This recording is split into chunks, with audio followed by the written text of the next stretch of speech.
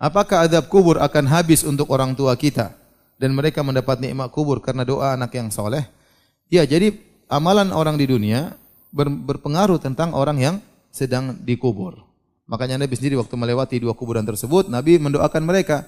Maka Nabi mengambil dua fasyaqqa jaridatan nisfain. Rasulullah mengambil pelepah korma, Rasulullah bagi dua, Rasulullah tancapkan, Rasulullah mengatakan la'allahuma yukhaffafu anhu ma lam yaibasa. Semoga mereka berdua dikurangi azabnya selama dua pelepah ini masih basah. Itu Nabi mendoakan mereka. Ya, kalau orang datang, bukankah kita ke kuburan kita doakan mereka, ya Allah ampunilah mereka. Ya Allah nawwir fi qabrihi, berikan cahaya kepada kuburannya. Ya Allah ampuni dosa-dosanya. Yaitu supaya seandainya dia sedang diadab bisa jadi dikurangi atau dihilangkan. Seandainya Allah kabulkan permintaan kita, maka bisa jadi azab kuburnya dikurangi atau diberhentikan oleh Allah Subhanahu wa taala. Jadi tidak ada yang paling dibutuhkan oleh orang tua kita sekarang di alam barzakh kecuali doa kita dan amal soleh kita. Sudah kita enggak bisa melayani mereka lagi. Dulu waktu mereka masih hidup tidak kita pijit, tidak kita ajak makan, tidak kita ajak umrah. Sudah mereka meninggal dunia mau apa lagi? Apa yang mau kita ajak sama mereka? Yang ada tinggal kita doain mereka, kita beramal soleh, sedekah atas nama mereka, mendoakan mereka.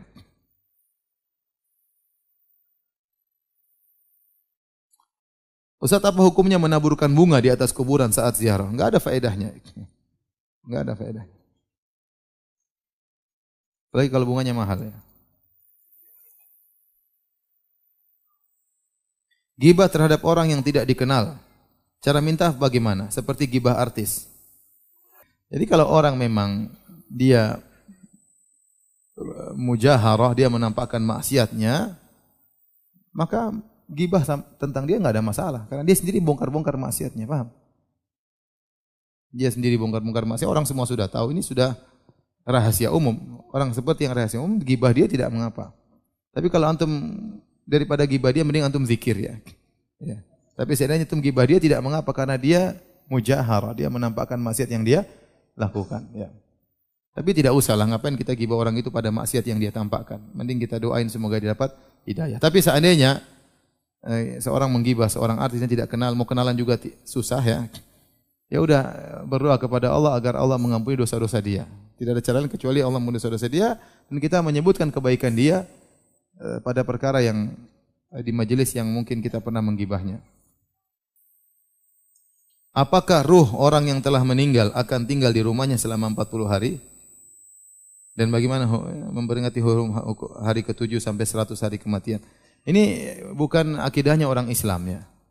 Tapi akidah yang tersusupkan ya dari akidah agama lain bahwasanya ruh masih bergentayangan ya. Dan ini diyakini oleh sebagian masyarakat.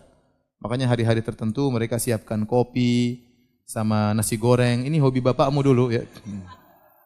Ya. Kita bilang, "Mak, waktu bapak masih hidup, Mama cuma kasih kopi sama nasi goreng. Sudah mati masih begini juga?"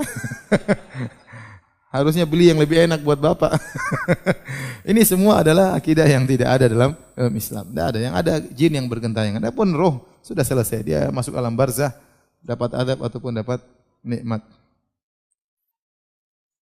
Sejak di alam barzah, roh sudah mengetahui tempatnya kelak di surga atau neraka. Apakah ini berarti hasil timbangannya sudah diketahui? Dia secara global saja dia tahu. Secara global. Tetapi dahsyatnya hari kiamat terkadang buat orang bimbang, orang takut.